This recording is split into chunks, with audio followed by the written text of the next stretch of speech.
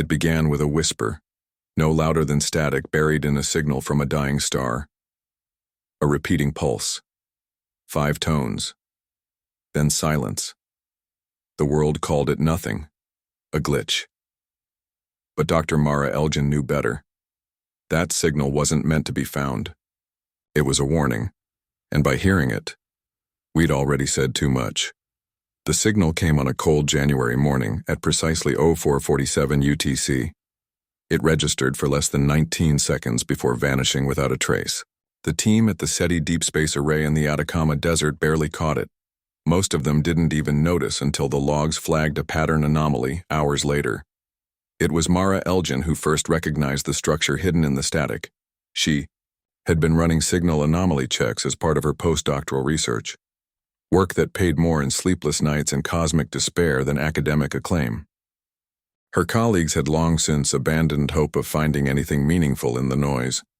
After all, humanity had been listening to the stars for over a century, and all it had heard was silence. But that day, the silence broke. The transmission didn't fit any known astrophysical profile, not a pulsar, not a fast radio burst. It repeated exactly once, 5 tones in a sequence, spaced with mathematical precision. Not natural, not random. Something wanted to be noticed. Mara stared at the spectrogram until her eyes watered. Then she ran it through every filter, every signal comparison tool she had access to. It wasn't until she inverted the waveform and transposed the frequency that she saw it. A fractal pattern embedded within the signal. A recursive design. It was a message. She didn't sleep that night, or the night after. When she presented her findings to the institute director, he dismissed them outright. Coincidence, he said. Pareidolia on a cosmic scale. You're seeing patterns in noise, Elgin. But Mara knew better. Something or someone had sent it. The Fermi paradox had long haunted her. The contradiction between the high probability of extraterrestrial life and the total lack of contact. Billions of stars, trillions of planets, and still, nothing. No signals. No visitors. No signs. Where is everybody? Fermi had asked in 1950. Now, 70 years later, the question was more urgent than ever. Humanity had reached out in every way it could. The Arecibo message. The Voyager golden records. Continuous radio transmissions beamed into the dark. We had tried shouting into the void, and the void had not answered. Until now. Mara began to dig. If this signal was real, it couldn't have been the first. Others must have missed it or buried it.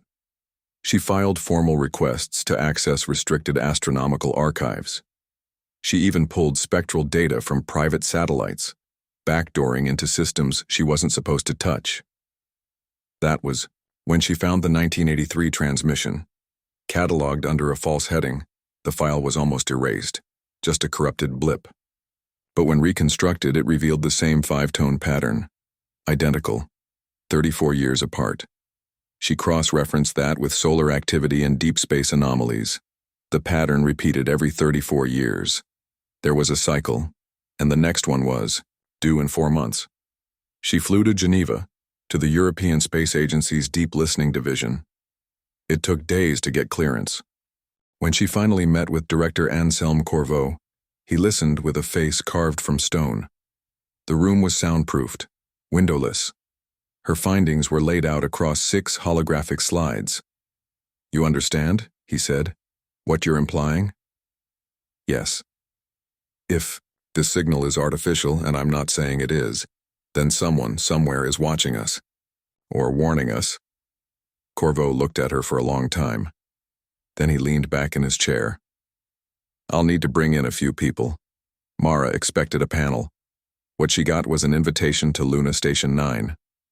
The journey to the moon was a blur of security clearances and gravity shifts.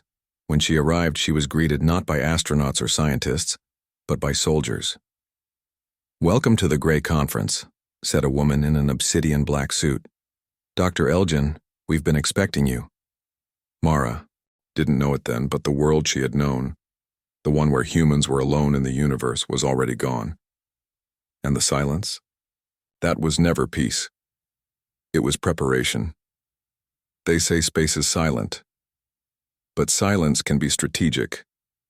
On the moon, under 2 miles of regolith and titanium, the truth is loud enough to shake the bones of civilization, and some truths were never meant to echo back into the stars. When the pressure doors sealed behind her, Mara felt the weight of the lunar base settle around her shoulders like a shroud. Luna Station 9 was unlike any facility she'd known. Buried beneath the sea of serenity, it didn't officially exist on any terrestrial map. To the public, it was a geological observatory. To those who knew better, it was where the universe whispered secrets, and a few unlucky humans tried to understand them. The corridor was bathed in low amber lighting, designed to conserve power and soothe nerves.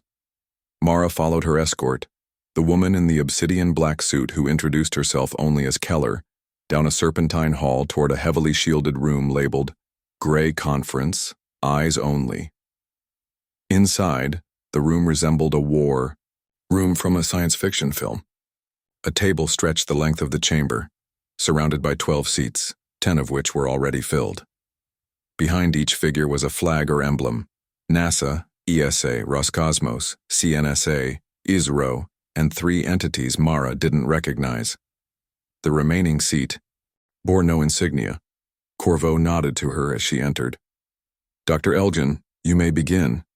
Mara stepped forward, cleared her throat, and began to explain the signal. The 5 tones, the fractal structure, the 34-year cycle. Holograms sprang to life as she gestured. Spectral overlays, time-stamped audio logs, waveform comparisons. But it was when she played the final piece, the cleaned 1983 transmission enhanced and looped, that the room changed. A woman from the CNSA delegation whispered something to her neighbor. A man in an ESA jumpsuit leaned forward, studying the data with an expression bordering on fear. When the sound faded, Keller finally spoke. That signal didn't originate from any known star system. Its point of origin was inside our own solar system, Mara finished. The room fell into stunned silence. Keller walked Mara through a restricted section of the base after the briefing. The halls grew colder, the silence deeper. "How much of that data was new to you?" Keller asked without turning. "About half," Mara admitted. "You knew about the 1983 event?" "Yes, and others. The signal's recurrence predates modern recording tech. We've found partial matches in Cold War surveillance data, and even a Morse-coded naval report from 1915. She paused. All dismissed, buried, but not forgotten.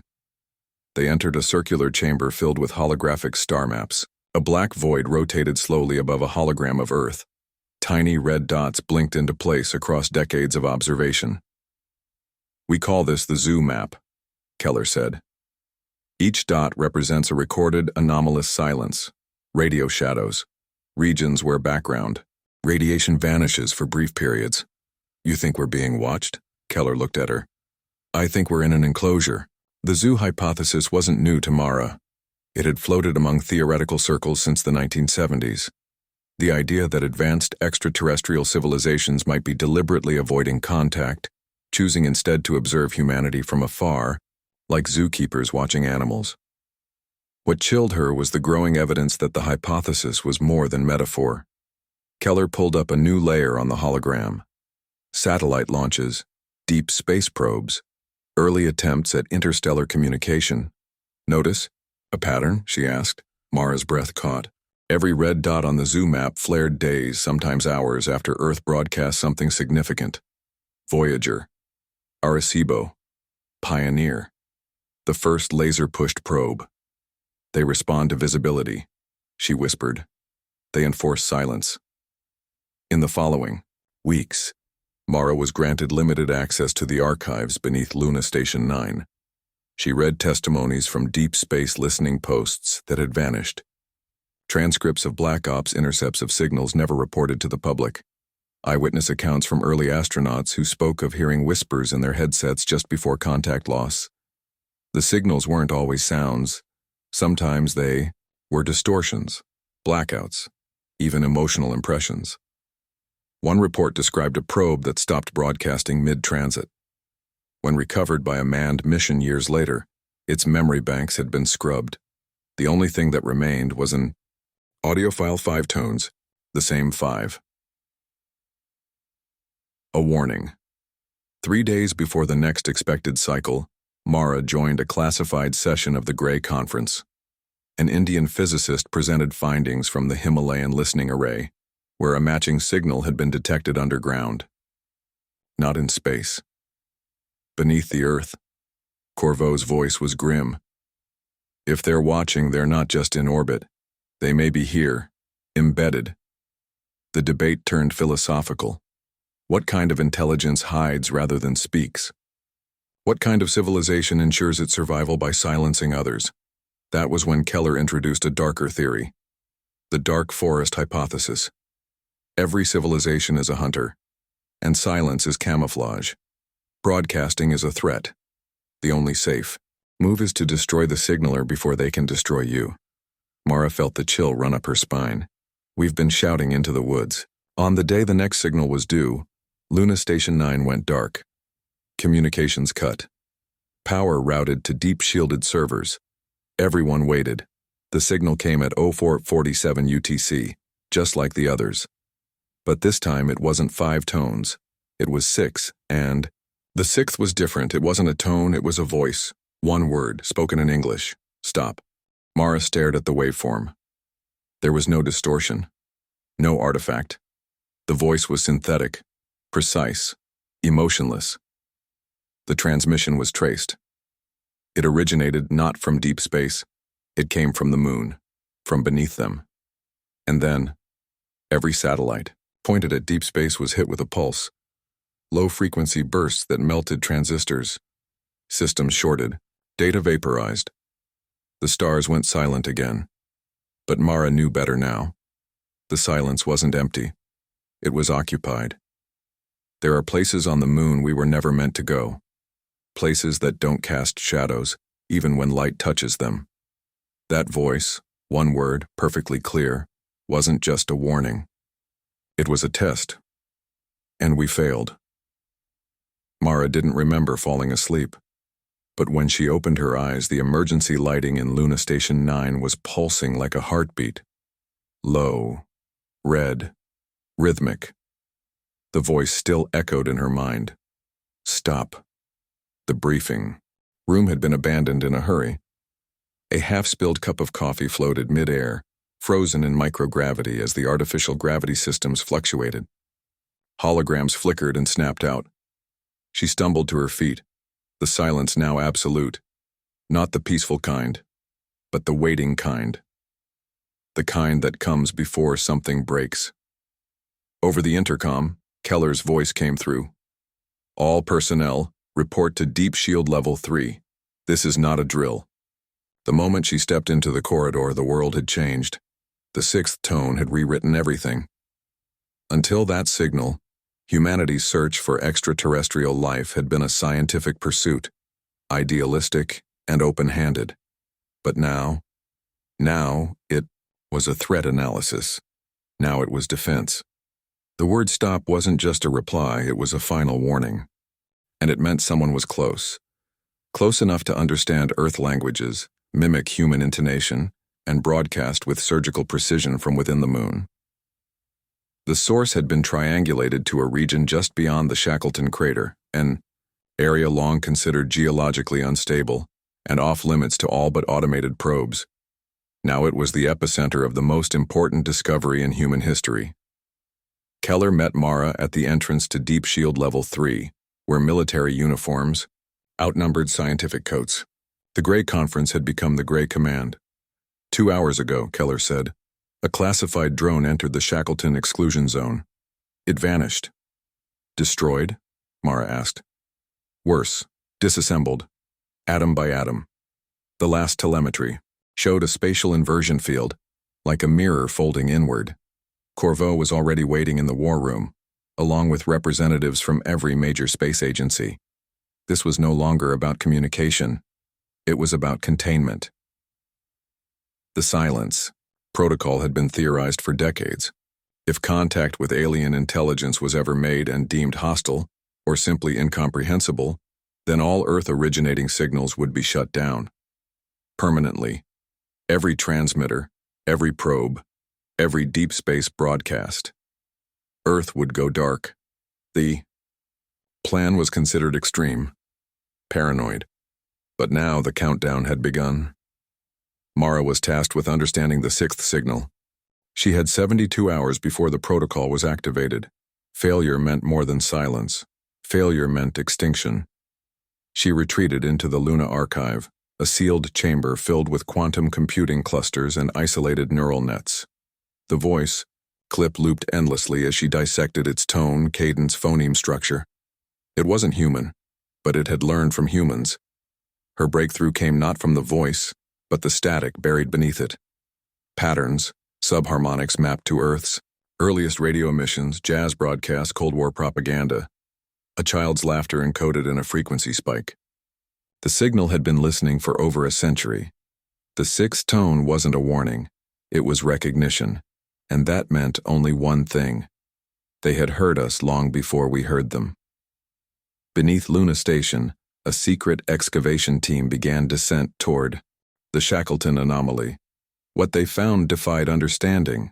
A structure, angular, obsidian, humming without sound. Mara reviewed the live feed as Keller and Corvo observed in silence. It was not built by humans. Its geometry was non-Euclidean, lines that curved without bending, surfaces that absorbed light completely. Sensors failed, drones malfunctioned. And still the team descended. Then came the second voice. This time, 3 words. Do not proceed. And this time, it wasn't a recording. It was live. The structure spoke through electromagnetic pulses, translated in real time by neural AI. The message it delivered was simple and final. You are not alone. You are not ready. The cost of noise is death. Within minutes, 10 nations activated Phase 1 of the Silence Protocol. Satellites powered down. Deep space antennas retracted. Humanity began to shut its mouth. But not Mara. She saw something else in the voice. Fractal data hidden again. A map, not of space but of something else. A structure beneath the moon. The final act of Chapter 3 builds to Mara's unauthorized journey, with a covert team toward the base of the structure. Inside, they find an ancient chamber, sealed for millennia. On its walls, a mural, not of Earth but of other civilizations. Dead ones, each one marked with a symbol, each one silenced after sending their first broadcast. Earth symbol had just been etched into the stone, still glowing. They were never meant to be gods, only watchers, recorders, curators of silence. But beneath the lunar crust, humanity found something older than time, more terrifying than war, an answer to the question we should have never asked. Mara had always believed the truth would set humanity free.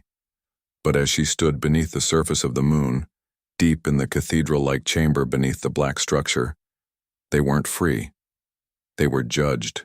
Etched along the chamber walls were symbols, cultures, worlds, entire civilizations categorized by their noise, then marked by silence. Some symbols glowed dimly, others were scorched out completely. As her eyes followed the curvature of the chamber, she found Earth's glyph, still warm, still active. The signal that had warned them hadn't just been a threat. It had been a formality, a notice. Their noise had triggered a countdown. And this place. This monument wasn't a warning station. It was a tomb. The chamber pulsed with a rhythm unlike any electromagnetic frequency known to human science. At the center stood a column, glossy, seamless, humming without vibration. The closer Mara moved, the louder the silence seemed to become, pressing against her skull like pressure from deep water. She reached out, and the column responded. A rush of light burst through her vision, not in the chamber, but inside her mind. Symbols, sounds, histories, thousands of civilizations, each one reaching a point of technological singularity, each one sending out a signal, each one silenced. The architects weren't destroyers, they were cleaners. Meanwhile, back on Earth, the silence protocol was in full effect. Nations fell into panic. Communication blackouts, radio silence, enforced shutdown of all deep space projects. But the public didn't know the truth. Not yet. The governments told them it was solar flare activity, a once-in-a-century storm. But pockets of resistance formed. Scientists and rogue networks who refused to shut down. They called themselves the Chorus, and they believed silence was submission. They believed Earth had the right to answer, even if it cost them everything. Back in the chamber, Mara was shown visions. The first civilization, the origin of the architects, had once tried to make contact, eons ago. They broadcasted across the void, desperate for company. What came wasn't salvation. It was the first noise, an intelligence without form, without limit. Something that didn't conquer worlds. It devoured them. Civilizations that broadcasted too far were found, not by the architects but by what the architects feared, so they stopped broadcasting, and they began to build monuments like this one, silent sanctuaries, to detect signal, to intervene, to bury the noise before it heard.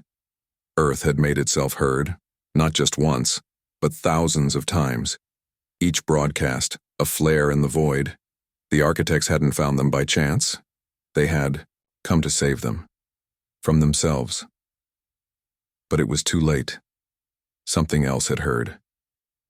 Back at Luna Station, alarms screamed through the structure.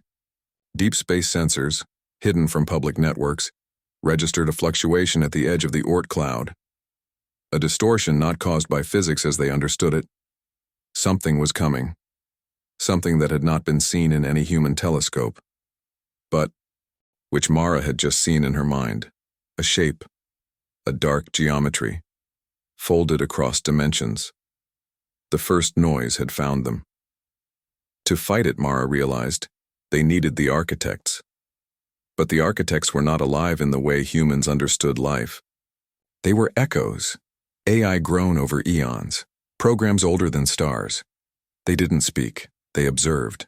They didn't respond, they corrected. And now, their correction protocol had begun. Earth was flagged for sterilization, not out of cruelty, but as mercy. Mara made a choice. She connected herself to the column.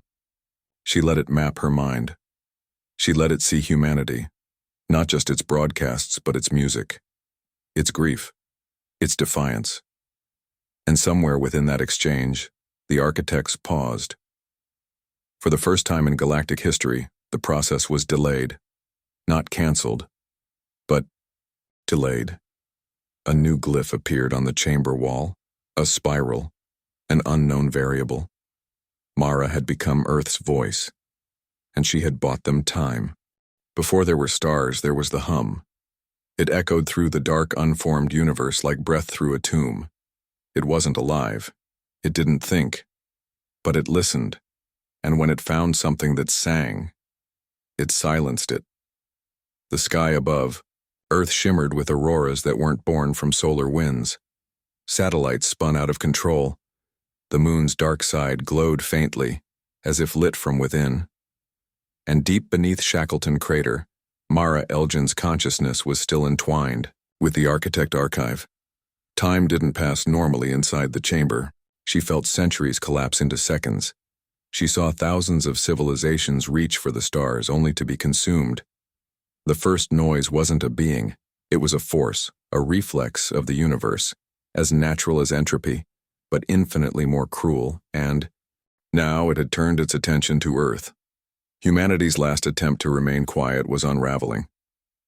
The Chorus, the resistance movement born during the activation of the Silence Protocol, had grown bold. They believed that if the first noise was coming, the only way to survive was to shout louder, to become the signal that could not be silenced. They hijacked retired deep space transmitters, old nuclear subs retrofitted into mobile radio towers, and even hacked the Chinese lunar relay to beam Beethoven, Maya Angelou poems, and fragments of human DNA across every wavelength they could reach. They called it Project Phoenix. Keller called it suicide. Mara emerged from the chamber altered. Her neural interface had fused with data older than human evolution.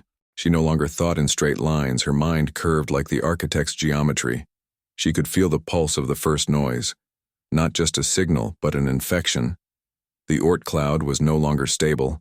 Planetoids were being displaced by forces that did not obey gravity.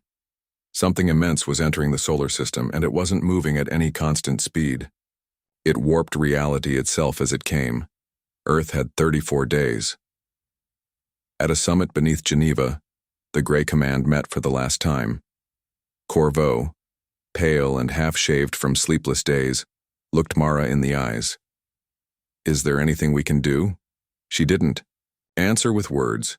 She sketched the spiral, the new glyph, onto the steel conference table. "What does it mean?" Keller asked. "It means we're being watched, but not just by them." She pointed to the air.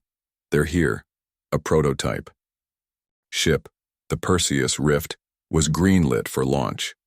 Its mission: intercept the anomaly in deep space, not to fight, but to observe. "To understand," Mara volunteered. The chorus called her a traitor. The Grey Command called her humanity's last translator. She called herself neither. As the countdown to launch began, so too did the collapse of the moon's substructure. The architect chamber began to fail, its systems going dark one by one. It wasn't sabotage. It was surrender. Even the Watchers knew this time was different. In the final hours before the Perseus Rift departed, Earth's magnetic field spiked. Lights flickered across every continent. In the Pacific, the ocean briefly boiled from a point source burst of unknown origin, and in orbit, cameras recorded a shadow with no source, a shape that looked like a vessel, but moved like a thought. It hadn't arrived. It had always been here. Sleeping. The first noise didn't travel across galaxies. It woke up inside them. Mara's mind burned as the Perseus Rift entered the anomaly's influence. Time fractured, reality bent. But through the madness, a new voice whispered, not from the architects, from it, a single phrase devoid of threat or anger. "I hear you." The first noise had acknowledged humanity, and now the true test would begin. At the edge of extinction, humanity asked the final question, not of the stars nor the Watchers, but of itself. Are we a warning, or are we a beginning? The Perseus Rift did not exit real space, it unraveled from it. Time and gravity collapsed into a sheet of mirrored thought, and Mara Elgin found herself not aboard a vessel, but suspended in a lattice of memory and probability. Human history blinked around her like pulse lights. War, peace, song, silence. The ship's AI, Juno, no longer responded.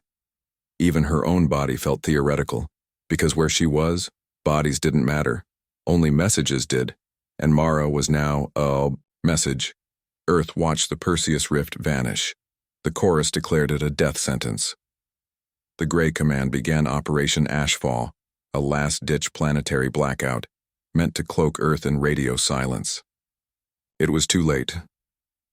The sky had already begun to change. Above Siberia, a spiral opened, not a wormhole, but a perception filter, bending reality so it could be seen. It wasn't the first noise, it was its herald, a construct built from collapsed civilizations, a library made of the dead, and it wanted to learn. Mara existed now in a communion field, a place where minds were architecture. She was not alone. Others floated there, echoes from the architects, fragments from other fallen species. A council of ghosts. They spoke not with words but resonance. Each had failed the test. Each had grown too loud, too curious, too brilliant. And now humanity stood at that precipice. But Mara was different. She had seen the spiral glyph. She had understood what the others had missed. The first noise wasn't evil. It was a reflection, a mirror held up to civilizations to show them the cost of their voice. Back on Earth, chaos erupted. The chorus split into factions, Some wanting to embrace the noise, others choosing to sever all tech. Digital suicide cults emerged. Entire cities went dark by choice. Others lit up the sky in defiance. In Kenya, a choir of children sang into a homemade transmitter. In Brazil, hackers uploaded all human art into the ionosphere. In Tokyo, monks chanted ancient mantras through quantum-entangled relays. The world was no longer silent, it was symphonic. Inside the communion field, Mara was shown Earth signal, not just data but soul. She saw herself as the architects saw her, small, bright, unfinished. She spoke, not with her voice, but with her truth. Maybe the silence wasn't meant to protect us from the noise, she thought. Maybe the silence was the noise, and in that moment the communion shattered, not in rejection, in transformation. The first noise responded, not with destruction, but with understanding. It had never found a signal that changed upon contact, never found a species that turned noise into harmony. Until now. Earth had become a question, and questions were sacred. Mara returned, or something that had been Mara. She reappeared inside the ruins of Luna Station 9, glowing with an architecture, not of flesh, not of metal, but of meaning. She no longer needed to speak. Her presence was the message, and the world listened. The countdown ended. The stars remained. The spiral glyph on the moon burned bright one last time, then became a circle. Not an ending, a beginning. Earth would no longer be watched, it would watch.